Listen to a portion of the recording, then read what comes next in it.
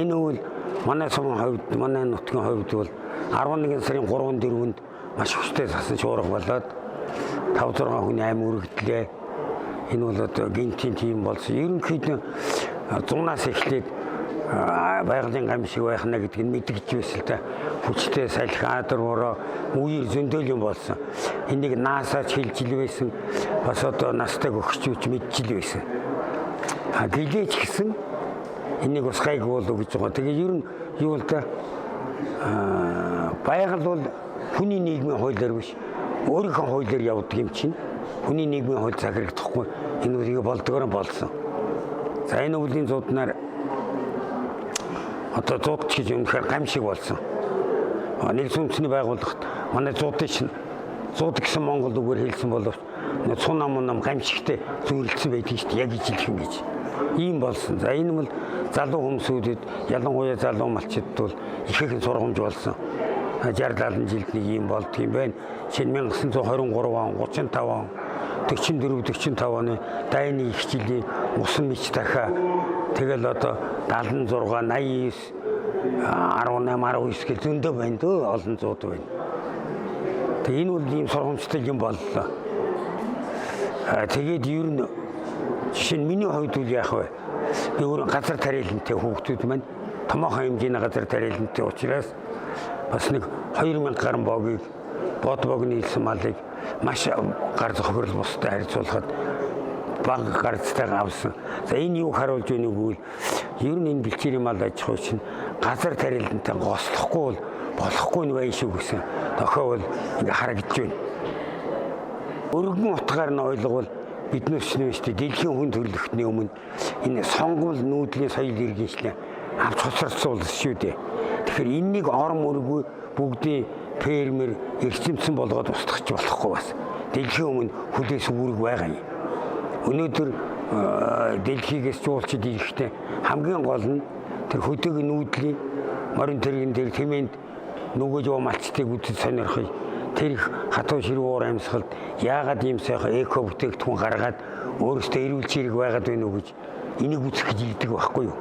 Тийм учраас энэ соёл иргэншлийг тэгээд цугийн фермжүүлээд эрчимжүүлээд алга болгочихвол болохгүй.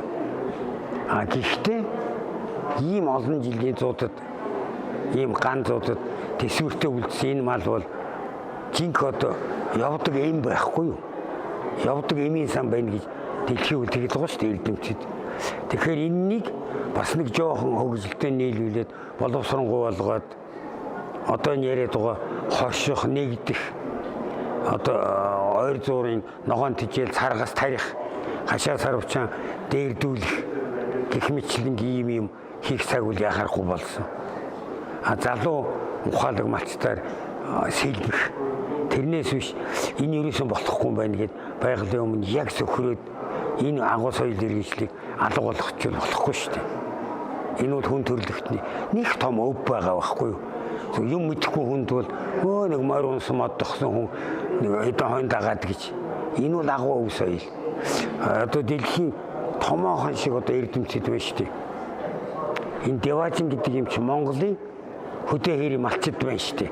Тэнд дуу чимээ алга, химийн бохирдол алга, тоос шор алга, стресс алга ингэж хэлж байгаа шүү дээ. Хамгийн сайхан амьдрал байна гэж. Гэтэл өнгөцгөө ойлгосон хүнд бол энэ хэрэггүй бол устгаад бүгдийг фермжүүл. Гэсийг хоёр талтай л бодохгүй болохгүй л дээ.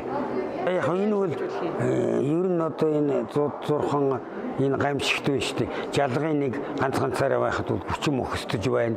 Эдийн засгаараа, санаа сэтгэлээрээ, хүн хүчээрээ бүхэл юмараа нэгдэх зөв юм а гэдэг энэ бодлого бол зөв. Гэхдээ Монголын төрөөс 2000 оноос хойш байна шүү дээ.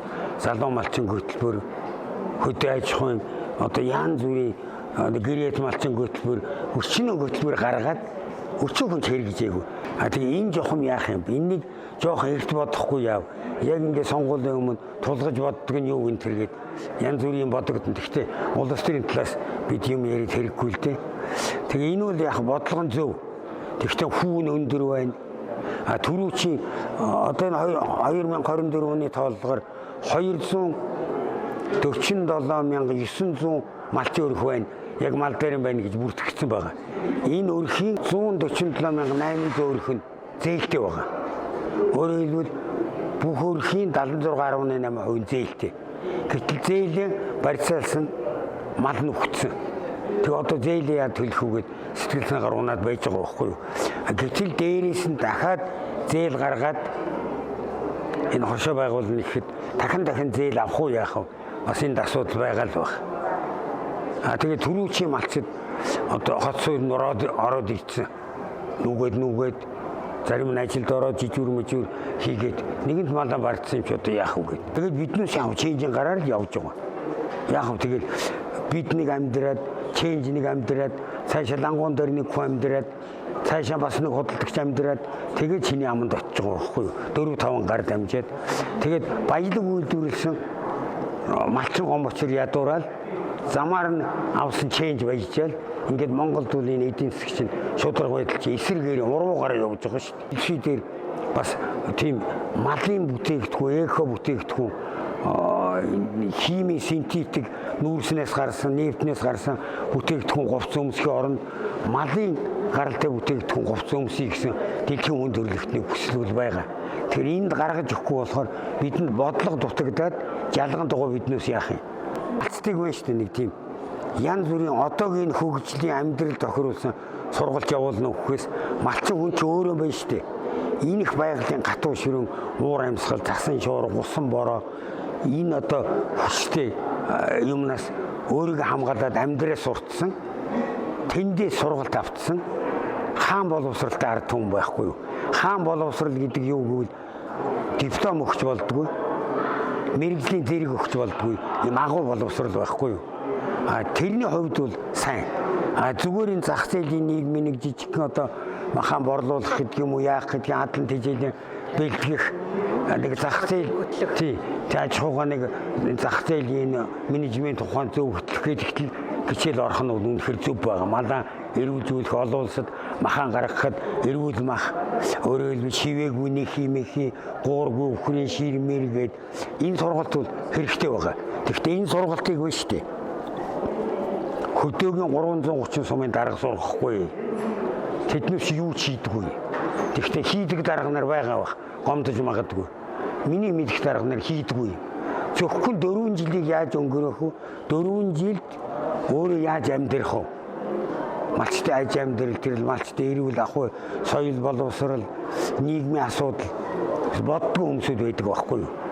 Тийм учраас энийг одоо өөр маягаар сургалж явуул. За энэ дээр нийгэм хоёр талцаад байгаа. Юу гэхээр татвар төлөгчдийн мөнгийг одоо зээлийн 220 тэрбум төгрөгийн хүүгийн тэглээл гэж үзсэн, нэг жилийн ухраал гэж үзсэн. Тэгээ Монголын нэг зүрэг байдаг юм л да. Өөртөө хүн үлмийн дор гэртэж байдгаа гэж. Өөртөө л учраас энийг хойш нэг жил, 10 жил, хэдэн жил хойшлуулад нэмэрг өөртөө хэвэрнэ шүү дээ. Тэр хүний сэтгэлд шаналгаатай хэвэрнэ шүү дээ. Энэ бол харин яг нарийн утгаар нь бодох юм бол нөгөө банкны зээлийг хойш нь болгож сунгаж энэ банкыг дэмжсэн юм шиг харагдаж байгаа байхгүй юу? Том эдийн засгчд бол тэгж яриад байгаа. Бас зөв талтай. Тэгэхээр энэ зээлийг бол татвар төлөгчдийн мөнгөөр биш.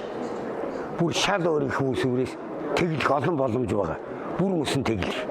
За манайхан энэ байтугай 247 мянган өрхийн зээлийг байтугай нэг хүний том тэрбум төгрөг, хэдэн тэрбум төгрөгийн зээлийг тэглэж байсан. Өршөөл гаргаад тэглэж байсан. Янз бүрийн юм гаргаад. Гэтэл биш та бага Монгол улс болсон энэ олон малчны зээлийг тэглэж ерөөс болохгүй юм байхгүй. Энд одоо нэг үндэсний байгууллагын одоо тэр цунам газар хөдлөлт хар салхи тэр энтрийг одоо дахиад нөхөн сэргээдэг, сэргэн босгодог олон одоо сангууд байгаа. Энэ рүү яагаад ярихгүй байна? Европын санч гээд байгаа олон сангууд байгаа. Ингээд татвар төлөгчийн мөнгөнд хүрлэгүй, төгсгөө мөнгөнд хүрлэгүй тэглэх олон арга байгаа байхгүй юу? Тэгэхээр энэний тухай би хэвлэлийн баг хурал хийгээд зарлцсан.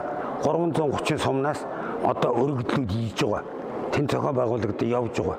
Энэ зээлийг бол заавал тэглэж өгөх хэрэгтэй. Тэгвэл хөдөөгийн соёл иргэн шил, хөдөөгийн хүмүүсч хөдөөдөө өөрийнхөө гэрчлэгээтэй өвлжөө бууц цуслан дээр гоцорно. Энийг тэгэлж өгөхгүй бол бүгд нөгөөд ороод ирэх гэдэг нь тална. Би одоо ингэж хэлж байгаа. Чи малан барсан хамаагүй. Чиний малчин гэдэг тэр сайхан нэр байна шүү дээ. Сайд гэдгээс илүү нэр шүү. Чиний мөнхийн нэр. Бидний өвөг гэдээс элэн сулнс бүгд малчин байсан. Малчнаараа л байсан. Сайд өнөөдөр сайд байдаг.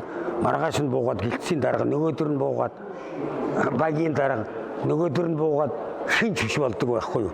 Тийм учраас малчин гэдэг энэ нэр томьёоч юм байна шүү дээ. Агуу албан тушаал шүү. Энэ дээр байгаарэ гэхээр нэр нь тийм байна. Би малчнаараа л насыг дуусъя гэж байгаа. Тэгээд энэ бол энэ сонгуулийн систем бол маш нарийн энэ бол байна шүү дээ бас.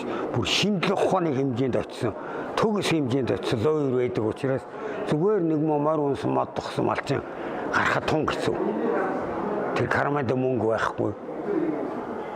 Маш хэцүү. Хэрвээ үнэхээр малчин төрөл гарвал байна шүү дээ. Логоцоо хэлсэн шүү дээ. Тэр галаа тулганд аргал түлээд сууж байгаа чагуунцын үг төр дээр ирвэл бодлого болдог болохоос биш. Тэр Герман, Европын суучин хууль хуулчаад орчуулчаад тэр бодлого болохгүй гэж байгаа.